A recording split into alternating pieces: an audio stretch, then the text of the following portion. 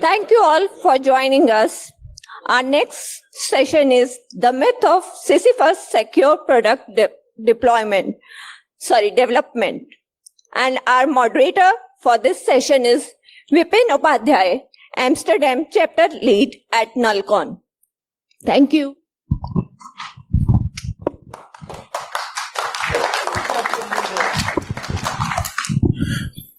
How's it going, guys?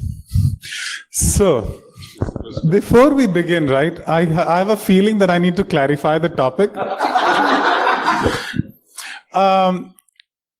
There is a bit of a problem. This is something I discovered recently. So, Apple Mail does not respect strike-through. The actual panel was supposed to be the myth of Sisyphus. Sisyphus struck secure software development. So the panel topic comes from one of my favorite philosophical essays by Albert Camus. My French sucks. But basically the Greek, in the Greek mythology, Sisyphus has been cursed to roll a stone at the top of the mountain. When he takes the stone to the top of the mountain, the stone falls down. And he's doomed to repeat this all his life. So it's a very existential essay. Is there any point to life anyway?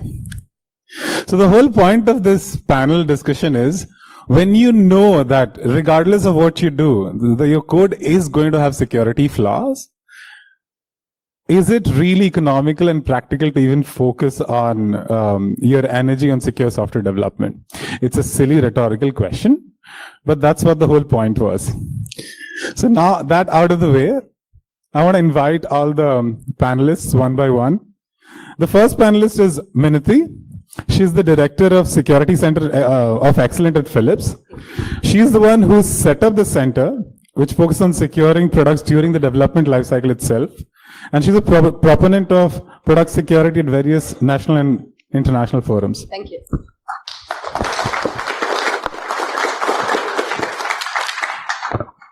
Our second panelist is Vishal Sahni. He works with MasterCard. He leads the AppSec testing, static code analysis at bug bounty programs for APAC region. Vishal? Thanks.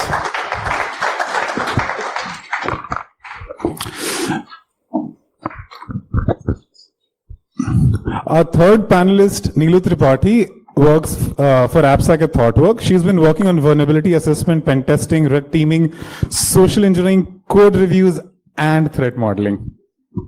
Thank you. And our final panelist is Vaibhav.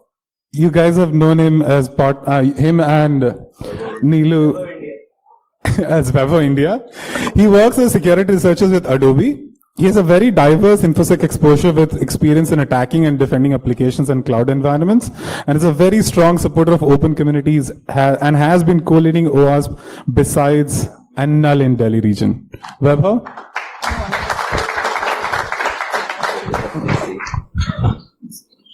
So I think I want to start with the most silly question, the rhetorical one.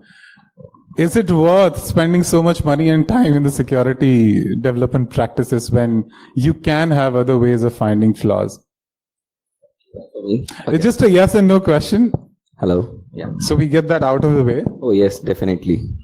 We'll lose our jobs. So yeah, definitely.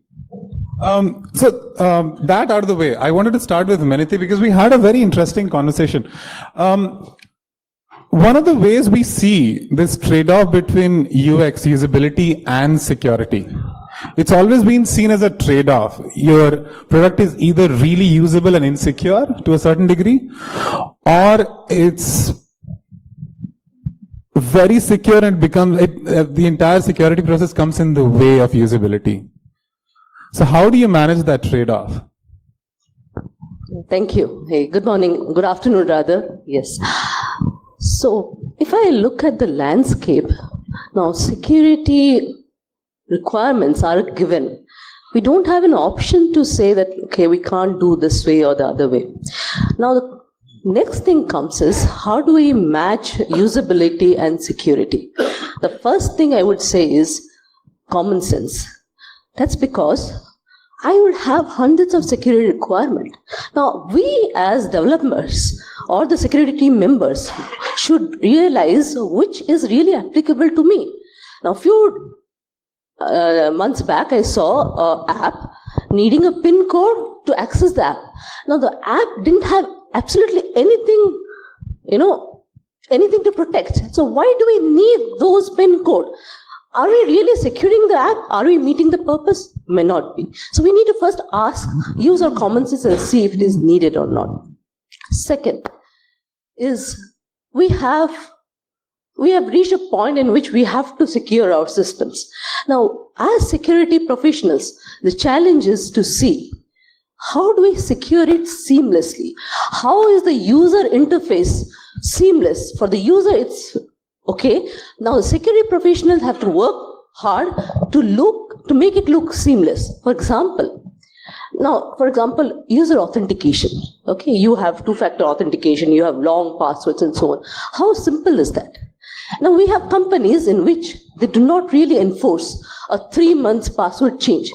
Why so? Because they have technical controls. In the browser, they have policies in which they ensure that the password being used for your corporate account is not getting used by any other account. So those kind of technical measures are put in place just to make the user interface look more seamless. So I think the field of security engineers should come out of offensive security, defensive security. Of course, they'll be always there, but we should also focus on new technologies which can make our world simpler and life simpler for the users. I think to add to that, I think informing the user from time to time, apart from usability, if the end user is informed of the choices they're making and giving that choice to them, sometimes there are gray areas where, the user wants to go ahead with it, the functionality in an unsafe manner, just informing them in the right way and simplifying that message, the security message, I think also adds a lot to that. And I think that we as security guys can really help the developers. We ourselves need to sensitize ourselves that not everything is ideal and we can't be in an ideal world. So we can enable the teams, the product teams, to help them understand, and our teams as well to help them understand that, okay, security is fine, it's good, but we need to kind of have we need to strike a balance between security and usability. So, and probably maybe if we are innovative, design some kind of solution for them explicitly, which can be way more usable without really compromise on security. So for example, we have two-factor authentications and we have our mobile apps having those two-factor apps, which gives us the code. And so we really need to open our phone and type in the code.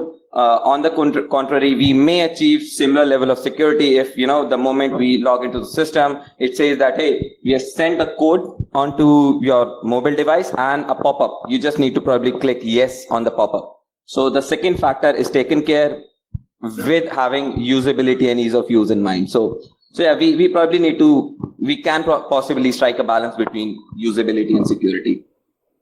Security practitioners talking about striking a balance. I've never really experienced that. By the way, if you guys have noticed the introductions, these are all hands-on practitioners. So we did not want to wait until the last moment for questions. If you have questions in between, please raise your hands. We would like to make it a little more interactive. Certainly not on the topic, right? He's trying to make a Sisyphus joke, doesn't matter.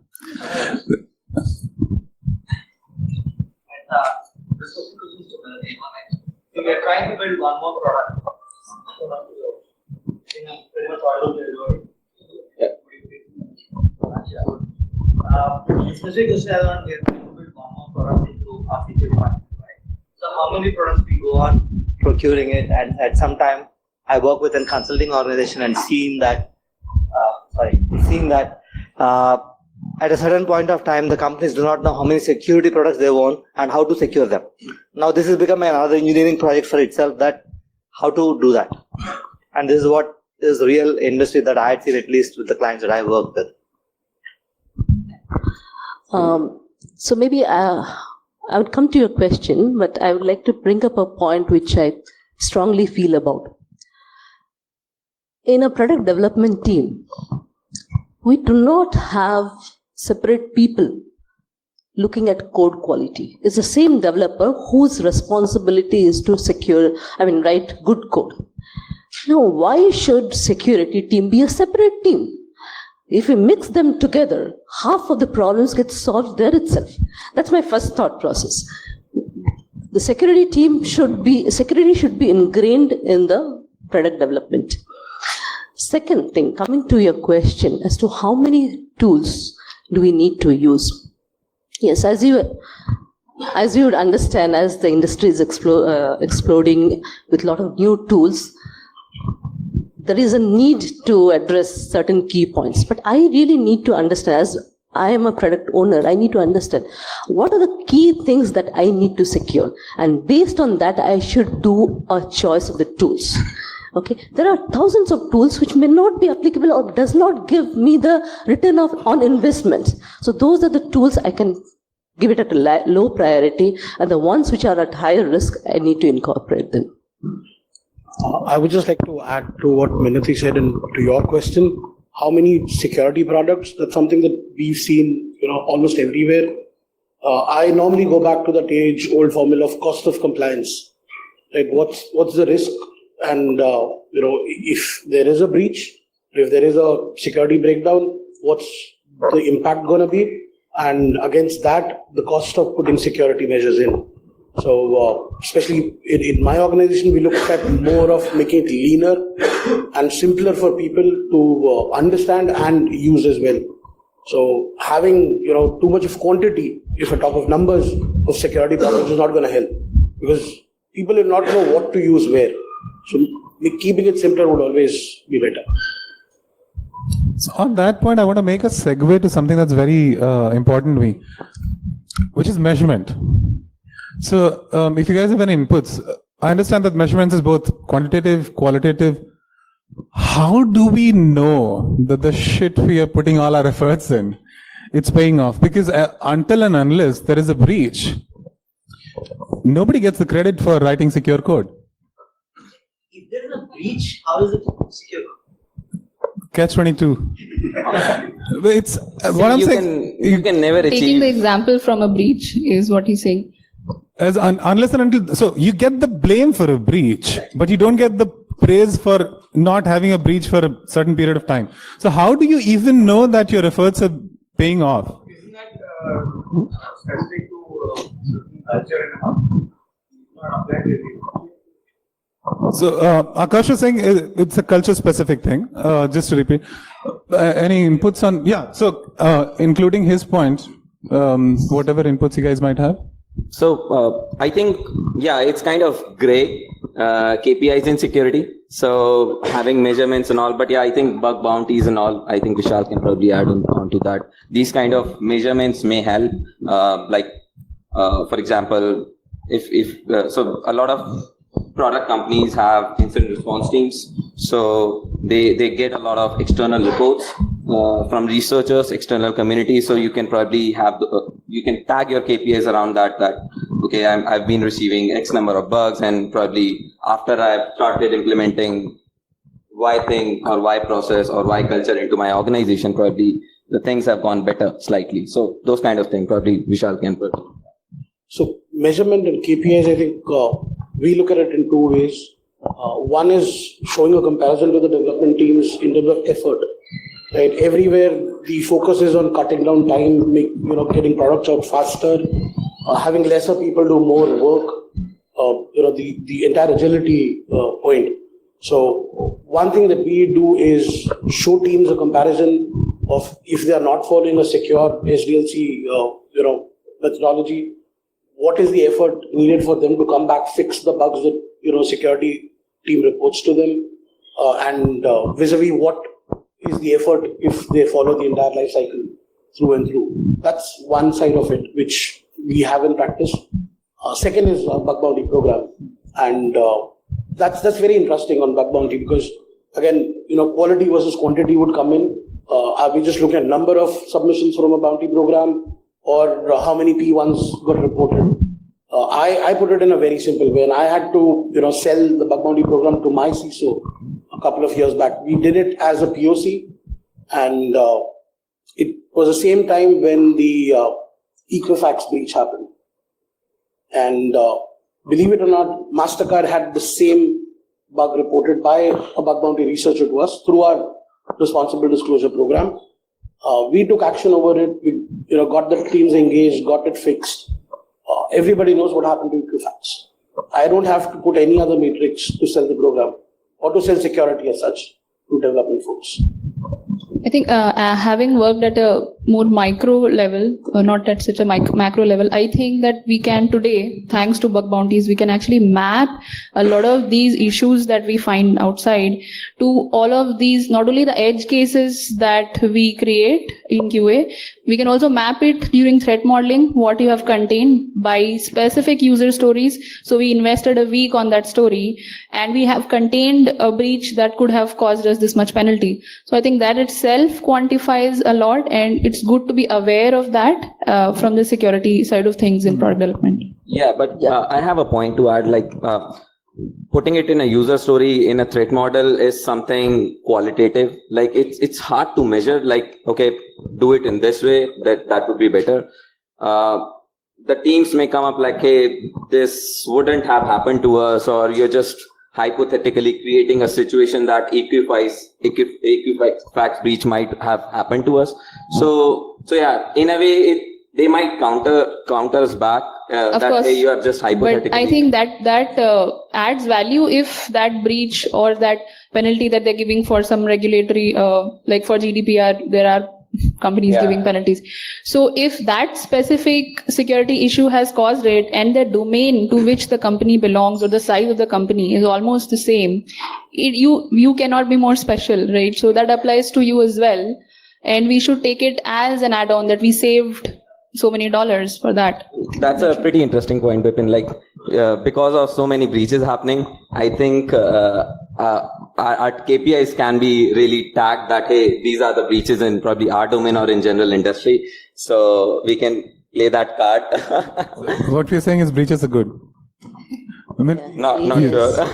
They are being leveraged to Yeah. Yeah. Just putting word in. So, yes, I think we have a question. Minati had something to add, then we'll take the question. So I would not like to directly answer this question in terms of measurement, because most of the value is intangible. But to roll out a security program and sustain it is to have the assurance from the C-level that things are going on. So if you have us doing our work, you won't see us often. If you do not have us doing our work, you would see us often. And one important thing for this is to fix the responsibility and accountability to the head of the business. I'll give you an example. You have bug bounty programs, you have risk assessments done. If there are issues, whom does the report roll up to? It should be the head of the business who should be signing on the risk.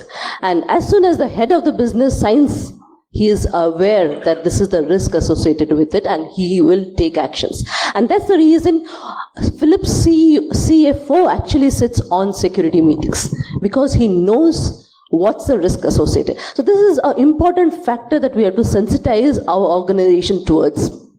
Second thing is, how do we measure? Yes, measurement, various ways are there. We can say cost of a breach. We can look at our risks and say this would be what will be happening. But this, I think, is secondary. First is sensitizing the people who really own that risk. We have a question from the audience. I have a question here. This is related to security coding practices, breaches, and everything in general from the common man. I will give you a few examples. When Microsoft Windows XP launched, it has an administrator account with a blank password for another 2 years. I will give you an example of Apple, whose recent 12 or 13 high share hours, whatever name it was, you could escape full disk encryption with 3 escape keys. And user is migrating that data. He is thinking I am secure. who should be held accountable for these practices? What is secure? Why should we believe XYZ organization is saying my data is secure? How it is secure? We should have something tangible where a company says, okay, it's not a tick mark. For example, financial data is there. It's freely available in half of the world. I want to use this opportunity to ask something which I'm very interested in. So I live in Europe and I have seen how much the security community loves GDPR. It makes it very easy to sell shit. Is there any, so I built a product which died because of GDPR, but I think it makes sense. That said, I want to see a show of hands. Is there anyone who has complicated feelings about GDPR in the audience? And I really want to listen to the views or the panelists. Anyone with a complicated feeling about GDPR? 1, 2. What is the complication? As in, so the question is, what is the meaning of complicated feeling? As a security practitioner, it becomes very easy to use GDPR as a tool to justify security practices, pen testing, whatever it is. So most people I've talked to love using GDPR as a way to sell their products, security products. Is anyone in the security community or in the audience, do you guys have a different point of view? It's like same thing as when you take the example of a breach, we have to do advocacy, right? Yeah. If something happened and you were able to push what you believe is useful, right? For security. What's complicated about that? That is why I'm asking the question, because I very rarely come across people in the security community who do not like GDPR, and a lot of people I talk to, especially in the social media section, they do not like GDPR as much because it becomes very difficult to keep track of the audience. They're collecting to target them. So this is where I wanted to hear. I think that is going to happen. So with GDPR, because you are putting privacy restrictions in, anyone who is basically developing products, they may have what you call as complicated feelings, but anyone who is just about bashing and breaking and the security side of things, Right. They would love GDPR because it allows them to sell things more. Yeah, anyone on the receiving end, basically. I have seen a lot of security professionals who were into the offensive side of things and then moved into product companies, and then GDPR came and they don't love regulations anymore. So, yeah. I want to make this, we had another question? Related to GDPR, but I think earlier there was a question from there. What will the common man do to understand, how secure your data is? Now, the common man kya karta hai? I'm just telling you, there is a law of the land called the IT Act, right? The IT Act specifies what you have to do to keep your data. The problem here is, Kanun koi nahi janta. Right. The problem here is, it is like a Cooperative Society Act. When there's a conflict in your house, what do you do? How do you handle it? It's all defined. The thing here is, we don't read it. So there is section 43A, which tells you, which is, how do you maintain your reasonable security practices for personal sensitive data? If you don't maintain, then what happens? So all those things are defined. It is just कानून का जानकारी होना चाहिए. नहीं है तो मेरा पास आओ. Thank you for that. Yeah, I would like to thank you for bringing up this question. So I think in the field of security, there is a big gap, and I would suggest there is an opportunity out there. So when you buy an electronic device, you have a CE marking. You go by that, you are assured some kind of level of emissions. But we do not have those kind of regulations in place, which mandates every software some kind of security level. We do not have it, and that I see as an opportunity in which regulations can help us build those frameworks in which the common man doesn't have to invest time, energy, his attentions to secure or see how secure the product is. No, but I think as per, depending on the... We all, like professionals, we travel abroad. We travel abroad of the country and we bring in beautiful goods. Nowadays, we don't do it. But when you pass through the green channel, the airport, with having some goods inside which are dutiable, and if I tell the custom officer, मुझे कानून का पता नहीं था कि I am supposed to declare it, you will not listen. So you are supposed to know the law of the land. Everything is defined in this country very clearly. Even when you do a GDPR, what I suggest is, as Indians, we have the Data Privacy Act coming. I would say that ensure that it is also compliant. Otherwise, we'll have to do a double job. Thank you so much, madam. Agree. I think depending on the data and asset that a company has, particularly say, for example, banking industry or healthcare, there are there are regulations, and these products could be compliant with that. Like PCI has its own set of different kind of testing. There's a different kind of flow to testing the whole setup. So, and including the environment and the applications. So, and as a common man, if I didn't really know anything, I would actually depend on them being compliant to it. Although that's another question, that it's a checklist based compliance or not. But yeah, if you don't know anything, at least you can be checking if they are compliant to those standards.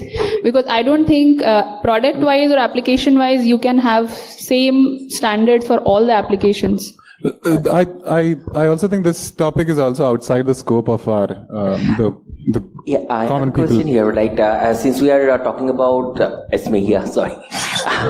So since we are talking about the secure development, so the thing is how any kind of security controls comes with the cost. So how we are justifying this cost? So how we can ensure that we are not actually securing 100 rupee stuff using a 10,000 rupees iron safe?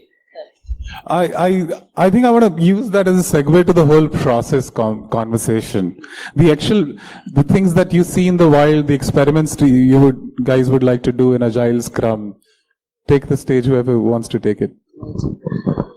So, I'd come back to the initial point. When the business head owns the risk, he will be well advised which risks cost what. And the business head, he manages the money, and he would be able to say, okay, I can accept this risk. I can live with this risk, or I need to really address this risk. And that's where the decision comes, what needs to be mitigated, what not. So I would like to add something here. So this is actually pretty streamlined when you have a certain product or a set of software that you're using. But for product development companies where you are developing a lot of products side by side and also using Agile, and it's all going so fast, you're adding features, you're integrating immediately. In that case, the first fundamental and very systemic role is for sensitizing the whole team ground up, like developers, the product owners, the BAs, the UXs, and also the people who are directly speaking to the clients, because sensitizing the clients, getting their buy-in, getting their aligning them with security requirements is a big part of doing the whole thing. Not just the coding bit of just coding the features.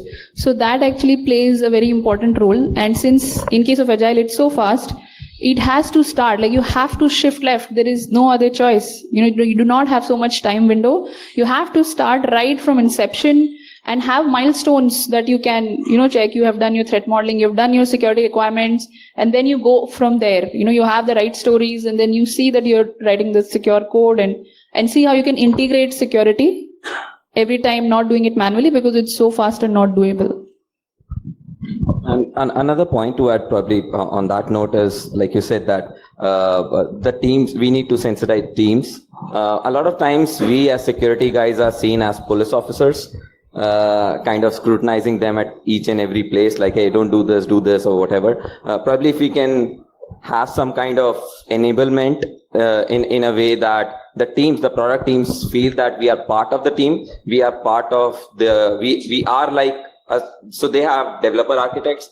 If we can portray in a way that we are security architects for their team, so that they feel that, hey, whenever we are developing a new product or feature or whatnot, let's bring in that resource which is currently reporting to some other manager, but let's bring him in and be part of the whole product architecture discussion, and so that you can bring in your security points and eventually can add those user stories or whatnot during that development or architect phase and the design phase? I think it's the mindset which I was talking about. So once they have that mindset, even when, say, for example, you have a threat modeling going on with the teams, so they also should be thinking on those edge cases of, okay, it can be abused in a certain way. And that is something they also have to think of other than you thinking about it. So, Yeah. I had a point to add. So this is something that I face in my job is about all of this. And one of the things is that the cost comes in when you think about containment of a breach or a security issue. As Neelu correctly pointed out, it kind of distributes the cost if you try and bring it to the left. One of the things is that, I also used to be a QA at one point in time, and security is really a part of quality, right? That we are trying to deliver. The fact that we separate this out is what brings in the cost, so to say. So when we talk about how testing needs to be a part, or functional testing, performance, or whatever it is, how that should be a part of what you deliver, and hence the cost gets distributed. There's this graph called the cost of defect, right? And that is something that I use with my clients a lot. It's about finding issues early on so that it doesn't exponentially grow as you find it later. I think that is something that we need to do with security as well. We just need to have practices defined in a way that it becomes natural to code securely, to think about quality with security embedded in it. And as early as we do it, I don't think the cost becomes that heavy to even talk about it or become a topic later. Yeah. So your point about developers reviewing their own codes. So honestly speaking, none of the developers feel ganda coding kiya, secure coding standard follow nahi kiya. So it is very, very difficult. So most of the organization would have their own build and deploy solution. They use Jenkins or any such solutions. So the best thing to do here is have an OAuth standard, secure coding standard, integrate that into your build and deploy solution. The moment you compile your code, it will run that scan internally, and then it will deploy it to production or dev or whichever environment it is. So then it is less job for a security professional. Ki basic check has been done. Now it is just the VA part has to be done. So. And I fully agree with you. Now, how you do it and how to make it seamless to the developer is the key for a successful deployment. Yes. I just wanted to add a point to the question that came, like you have a 10 rupee development and 1,000 rupee security, right? So the companies that implement the best practices for security assessment or enforcement, say starting shift left, you just said, right? Starting from architecture, static code analysis, dynamic, then do endpoint security and bug bounty, white hat, and so on. So I think when we have this enforcement process in place, there should be some auto triage based on the development quantity and the quality, right?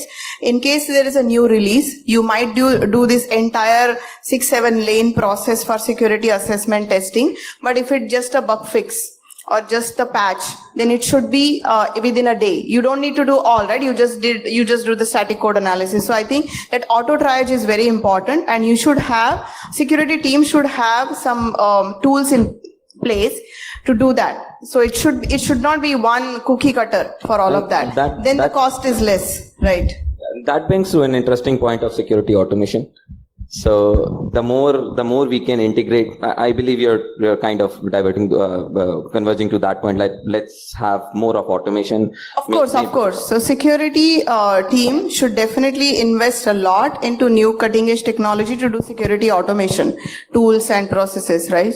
And I think one more point, so basically prioritizing is important to optimize your security efforts.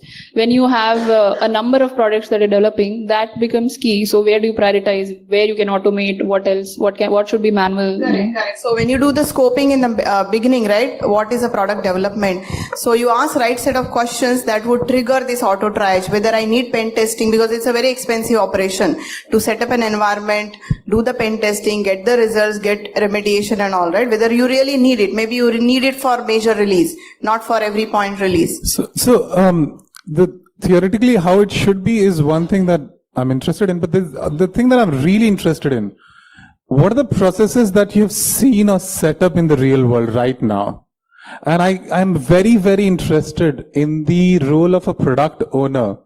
I do want to touch the topic of security-minded developers, but have you seen hired, set up security-minded product owners and product managers, and how does it fit in the entire flow? Yeah, I can speak to that to start off with. I would speak from a context of my organization in which, to assure all products are secure, security practices are a part of our quality system. That means the entire secure development life cycle is assured by the quality management system. No product can bypass something and go.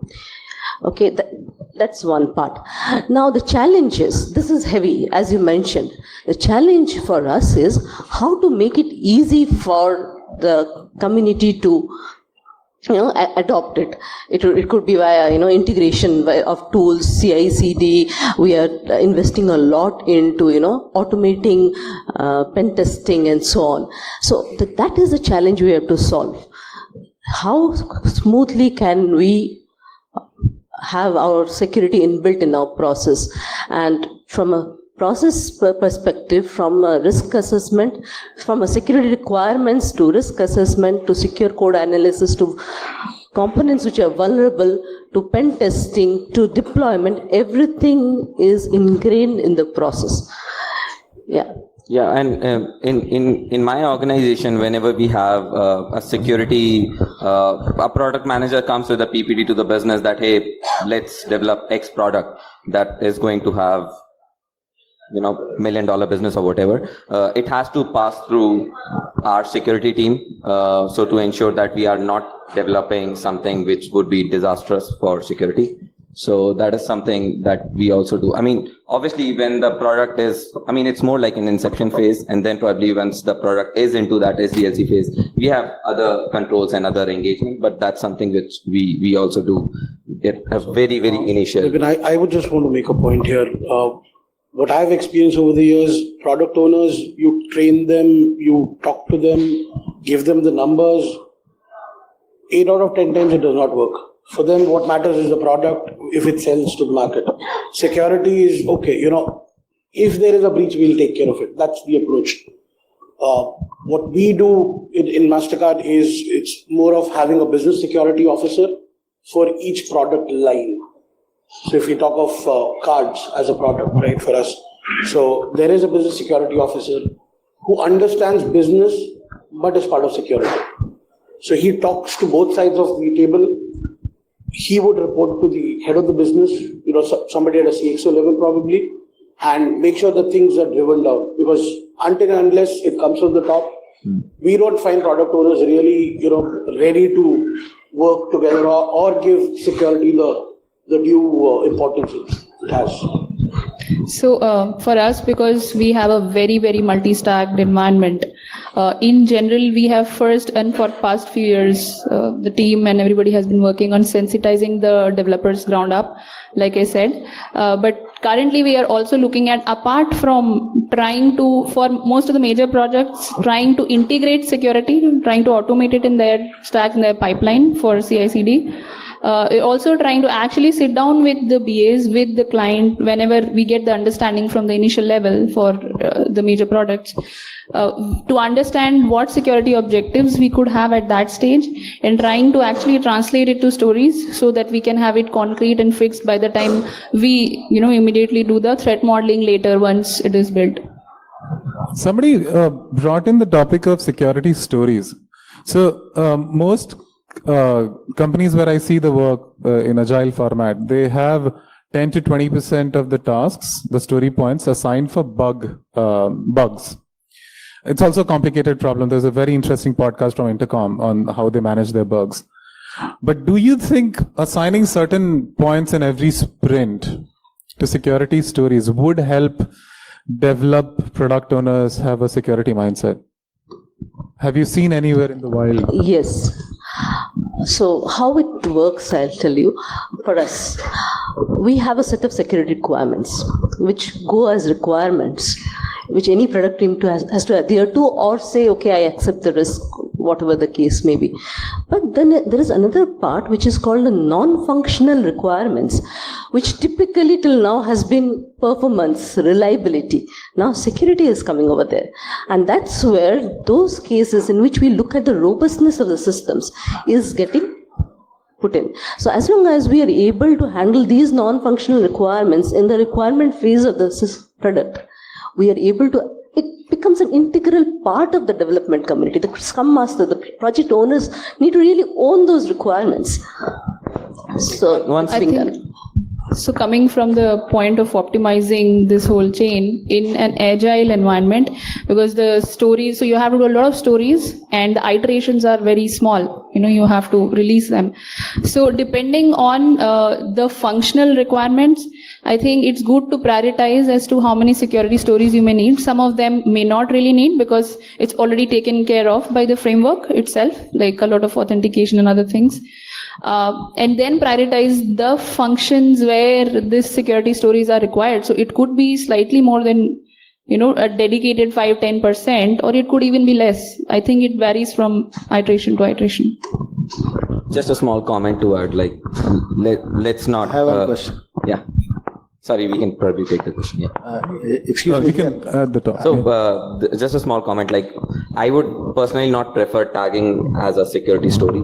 I would rather say a normal story and probably add the security requirements explicitly. Because the more we segregate security and development, the more it's like a different, it's a security story, it's a pain, it's a, So the more we integrate security with development, the more mindset change will happen between the developer community, and the more it will be helpful. So yeah, just a small comment. Here, one question, this side.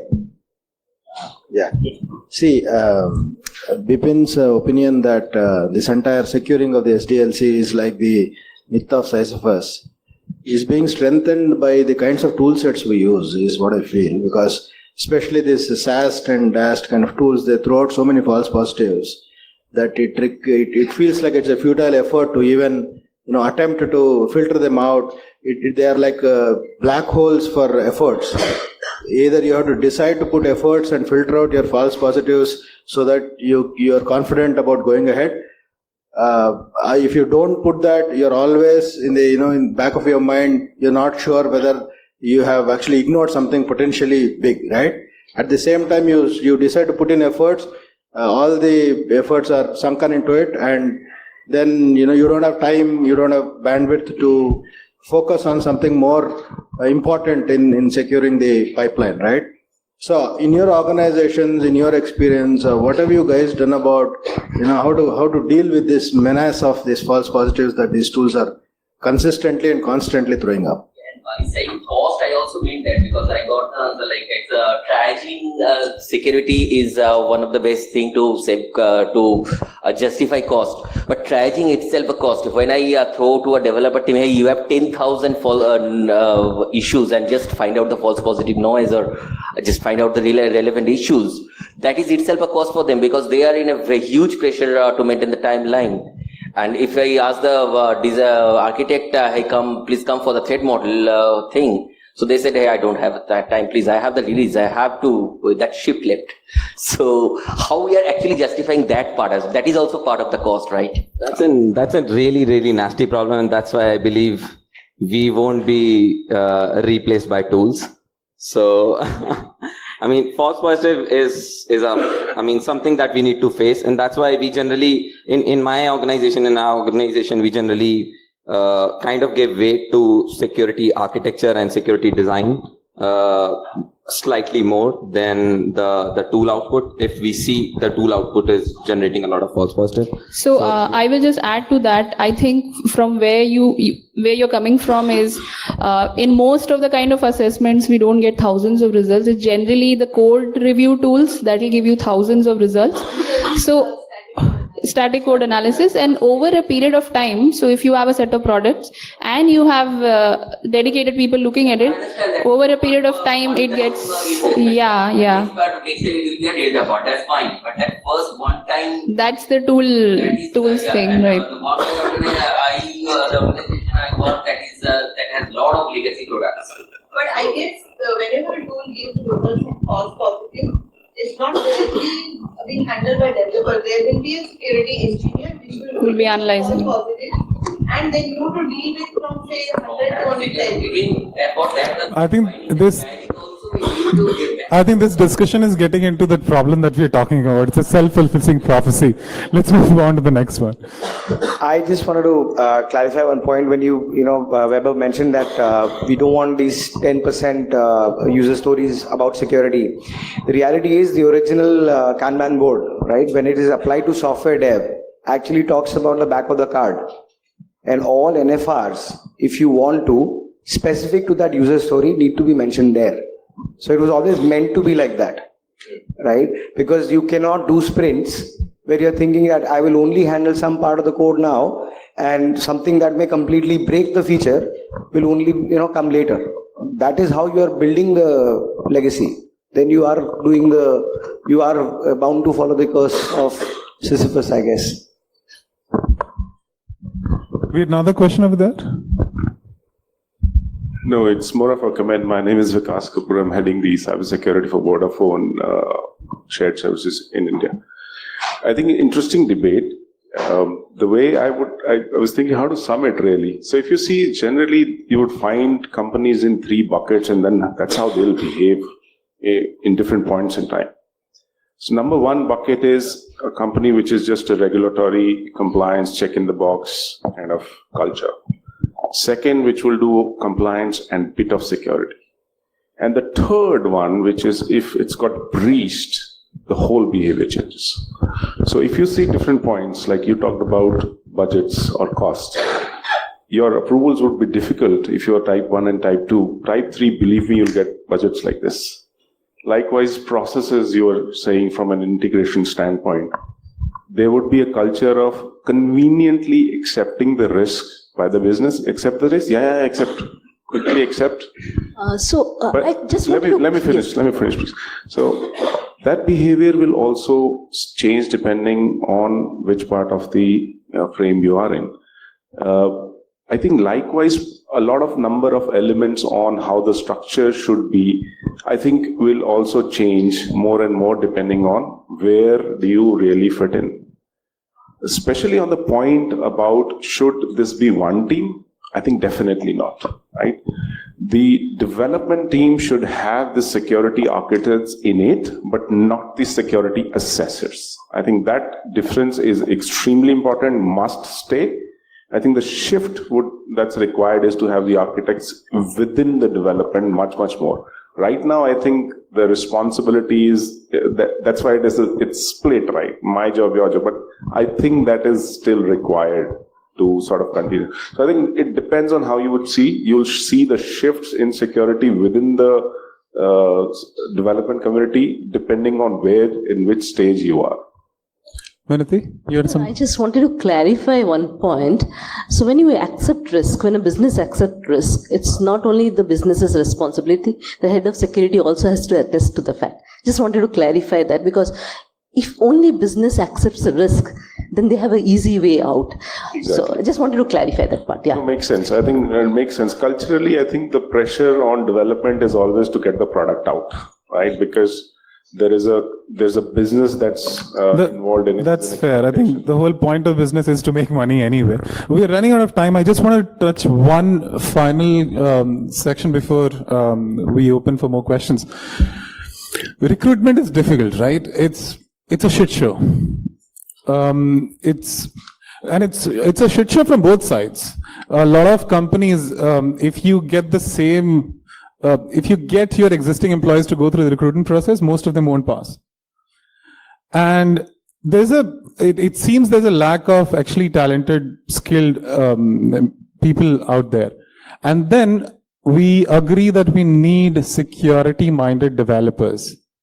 How do you guys solve this? How are you doing that? And can you even touch on the education bit? So I can start off on this. What we've seen is the same problem: getting good people for security, or even security-minded developers is still a huge problem. I normally look at a 4 to 6 month wait before I can hire one person here in India. What we've done over the last 12 to 18 months now is my team developed an in-house program, a training program, where developers are invited to come and learn basics of security testing. What it does is it's a 32-hour program, all hands-on. What it does is at the end of the program, they can do a basic level of pen test to begin with on a web app at least. It gives them skill sets for a second career choice. If they are done with development, they can move to testing, to security. They are preferred candidates for me to hire internally. I get a candidate at a much lesser, time gap. The employee is happy because he's getting it for free. He doesn't have to pay. All he has to give is 2 hours a day, twice a week for it. His existing managers don't mind that because as an organization, learning and development is an objective for everybody. Luckily for us, there is our COO has defined number of hours every employee has to put for learning every month. That's what we are using. So it works both ways for us. I can get talent in-house. If not, I at least have developers who are more security aware, who not only hear from what we talk to them, they've seen the problems themselves when they learned it. And the program has been a super hit. Pune office alone, we've done one batch so far, which was, we wanted 15 people to start off with. I had 150 registrations. We actually had to put an entrance exam to filter out, who goes first. And even when I step out for a cup of tea today, I have people who walk up and would ask, when are you doing the next Pathfinder program?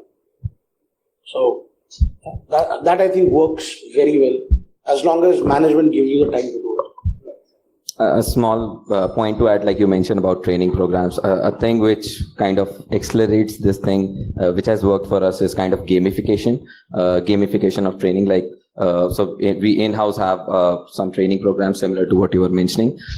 It's more like we have done a belt system kind of thing, that hey, if you have done this level of training, you'll be given X belt and Y belt and Z belt. And based on whatever belt you have, you can probably flaunt around your organization and say, hey, I'm X belt and Y belt or whatever. So gamification, I think, might be an add-on to. One more thing that we do is, we invite developers to be part of internal bug bounty competitions. So we have a public platform, a bounty program which we run for external researchers. At the same time, we also have one for internal developers. And none of my security guys are allowed to participate. They can be a judge, they can't participate. It's for developers, they come back with bugs either in their own application or in another application which is there in the company. They get rewarded. I mean, I would any which ways, I have a pool of money to pay out to researchers for bugs. If I pay to an internal researcher or a reporter, he goes happy. My company has one more happy employee.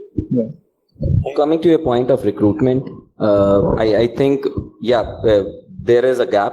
However, there is a lot of good talent out there. Probably the problem I see mainly is we are unable to identify the talent. Probably if you have some level, so communities like Null and OWASP do help a lot to identify these kind of talents. So Yeah, so I'll just add quickly on the education side of it. I think apart from having a generic idea about and around security and the impact that their code creates, I think apart from that, it should be also role specific. So we are doing the right things at the right time, like asking the right security question. The second will be like thinking of the right edge cases when we are doing testing, because many times it's because you missed it is because somebody else exploited it. So how that leads to a wrong result is what they should be able to see and also test for it during that time. Manati, do you want to Yes, close it? so I think very nice points that you have covered. So since you have already covered the internal part, I just wanted to throw some lights on what's happening on the ecosystem. DSAI currently is working to roll out security curriculum in 64 institutes across India, so that people who come out of colleges are already trained and have the security mindset, which will be good going forward. So I think we are 1 minute and 20 seconds over time. We can have 2 questions from the audience and then we'll wrap it up. So I have a question. So this will be like here. So okay. So this will be kind of a complex question. So it revolves around many things. Let's try to focus and keep it really short. That's what my critics did. So starting with what panel is saying about we have to invest a lot of things in the right kind of candidates, candidates we need to hire and then provide the training. And so getting back to the dollars that you have as a budget, and I believe the budget every year, security budget ever increases, and so we have not seen a reduction in the budget. So I just wanted to know how the security heads or security leaders face the board and the chairman, telling more about what the security things that they have implemented in their organizations. Like the man was saying about the risk acceptance. Don't you think risk acceptance is a kind of a black hole? The entire thing that we are working on, doesn't that negate our efforts in doing that? And then again, implementing a lot of tools, putting technologies, putting in people, putting in different kind of processes. And again, some things happening which are out of control is kind of, getting back a step. And I'm not sure about. So you're basically asking that is risk assessment acceptance a black hole? Absolutely. Yes. So no, there is one more question. I think we are already over time. I'll just add to it. Let's take it outside of the. Okay. So maybe I'll clarify the risk acceptance part. So when you get sued, it's a business head who has to pay up the money. Now, if the business head has his own way out, he may accept all risks. But this has to be co-attested by the head of security, so that if the risk is high, there is no business who can actually go away without addressing it. And that's what we have seen actually working. So we have seen it working well, and that's why I can attest to the fact that it works. Yeah, but I had a similar question against that. Let's take this one outside because I want to close the panel. We are above time. It's lunchtime. I want to thank the panelists, Vaibhav, Vishal, Minati, Neelu. So I think we covered topics around UX, people, process, and measurements. And I learned a lot today. I want to take this outside and you guys can join in as well. I really want to thank the audience and the volunteers. Thank you and have an amazing rest of the conference.